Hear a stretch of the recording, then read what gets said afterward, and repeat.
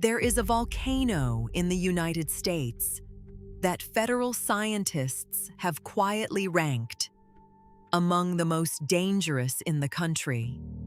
It is not the one you are thinking of. Type supervolcano into any search bar and you get Yellowstone.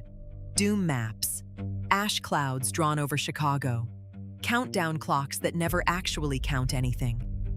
Yellowstone is real and it is enormous. But if you ask the United States Geological Survey what actually keeps them working late, they will point you 2 states west at a mountain that most Americans have only ever thought of as scenery. Mount Rainier, 14,410 feet of rock and ice, 60 miles from Seattle, close enough to own the skyline. It is not erupting. It is not about to erupt. That is not the danger here. The danger is that it doesn't have to. Start with Yellowstone, though, because the fear there is mostly an arithmetic mistake that went viral.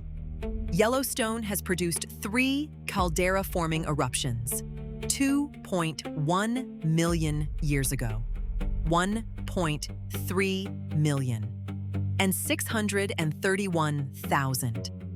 People average those 2 gaps, get roughly 700,000 years. Notice that the last one was longer ago than that, and announce that we are overdue. The USGS answer is blunt. Yellowstone is not overdue for an eruption. Volcanoes do not work in predictable ways, and they do not run on schedules. And underneath the park, the rock is nowhere near ready. The magma reservoir is somewhere between 5 and 15% molten. What is down there is mostly hot, solid rock with a little liquid in the gaps, nowhere near ready, and showing no sign of getting ready. The last lava flow was 70,000 years ago. And the most likely next event at Yellowstone is not a super eruption at all. It's a steam explosion. But here is the part the doom videos never get to. Yellowstone's realistic hazards would mostly play out inside a remote national park. The question that matters is a different one. How many people are standing in a volcano's path? Now go back to Rainier. The USGS estimate is that about 80,000 people and their homes sit inside its hazard zones. Not near the volcano, on top of it. On the ground that the mountain has already put there, at least once. This is how the USGS describes it. Potentially the most dangerous volcano in the Cascade Range. Their reasoning: its great height, its frequent earthquakes, its active hydrothermal system, and its extensive mantle of glaciers. Rainier is also one of 16 decade volcanoes, a global shortlist drawn up by volcanologists during the 1990s. The criteria were simple and grim: a history of large, destructive eruptions, and a lot of people living close enough to be in the way. And what makes Rainier lethal is not fire. It's what happens when you put a volcano underneath a glacier. 25 major glaciers wrap the summit, covering about 35 square miles of the mountain. Rainier holds more than 5 times as much snow and ice as every other Cascade volcano combined. The Carbon Glacier on its north face is the thickest, longest glacier anywhere in the lower 48 states. So imagine heating that from below, or simply shaking a piece of the mountain loose beneath it. Either way, what comes down is water mixed with shattered rock and volcanic ash, and that mixture stops behaving like water at all. There is a word for what it becomes: a lahar. The USGS description is the one worth memorizing: a mixture of mud and rock debris that looks and behaves like flowing concrete. That is not a flood. In a flood, water carries things. In a lahar, the ground itself is what's moving. Boulders the size of cars don't sink in it. They get picked up, carried, and rolled along inside the flow. Near the volcano, past Lahars have traveled at 45 to 50 miles per hour.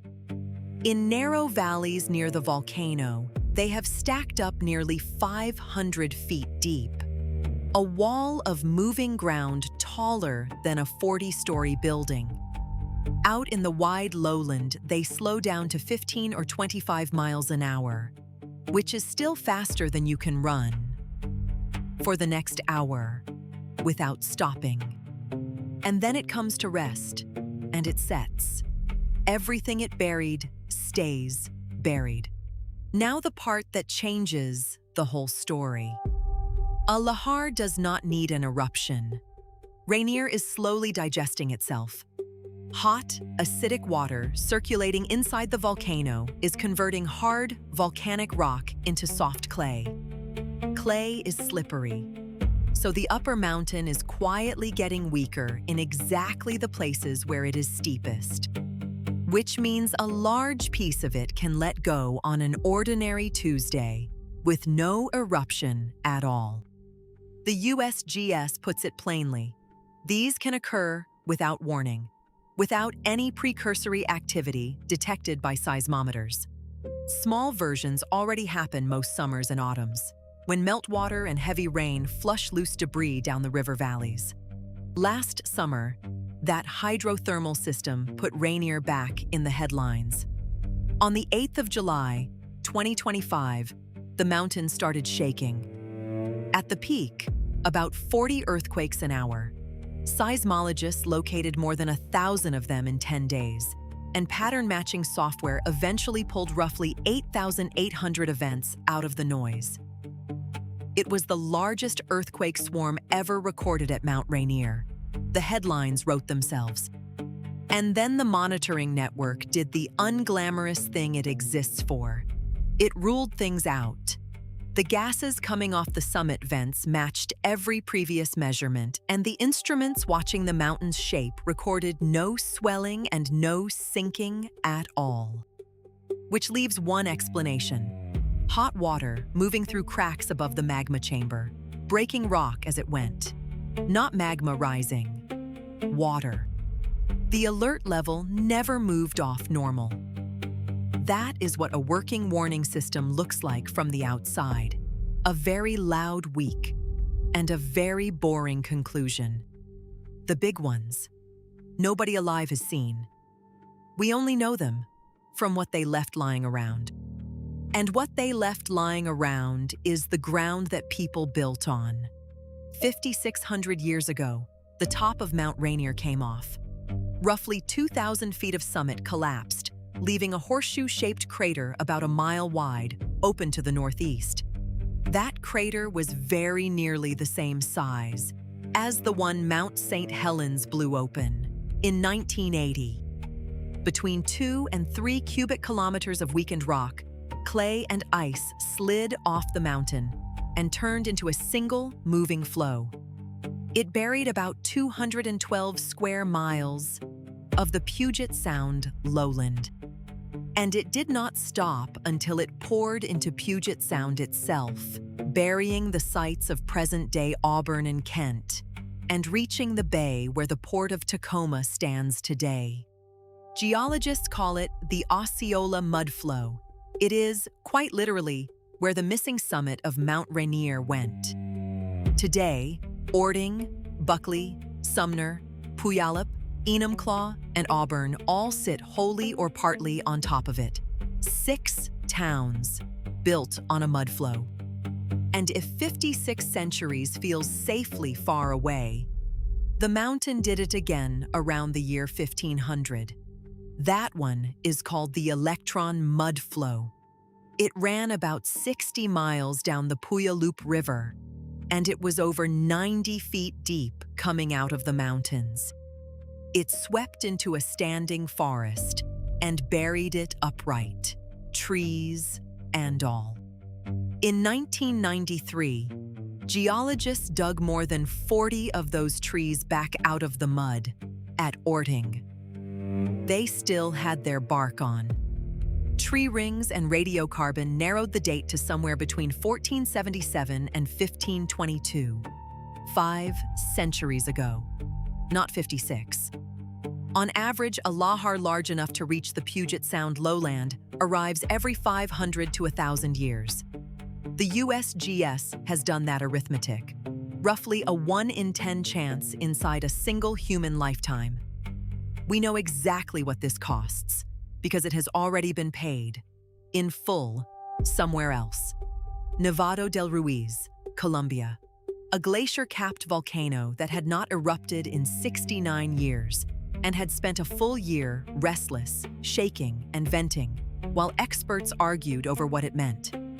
On the 13th of November, 1985, it erupted. The eruption itself lasted about 20 minutes. It was small. It was also more than enough to melt the ice cap. And here is the detail that should stay with you. A hazard map already existed. It had been circulated weeks before, and it showed the town of Armero directly in the path. What failed next was everything around that map. The warnings were inconsistent. The communication chain broke. A storm hid the mountain that night, and no effective evacuation ever happened. 2.5 hours after the eruption began, the Lahar reached Armero at 11:30 at night. More than 23,000 people were killed in the darkness. The volcano did not kill them with lava. It killed them with mud and with warnings that never became an evacuation. Which brings us to the most quietly impressive thing in American Earth science, sitting in a river valley in Washington state. Since 1998, sensors on Rainier's flanks have been listening for lahars, reading the specific low rumble of ground vibration a debris flow makes as it passes. That original network has been rebuilt and expanded, a combined lahar and volcano monitoring system built around more than 40 real-time stations. Broadband seismometers, infrasound microphones, tripwires strung across the channels, web cameras, GPS receivers watching the mountain's shape.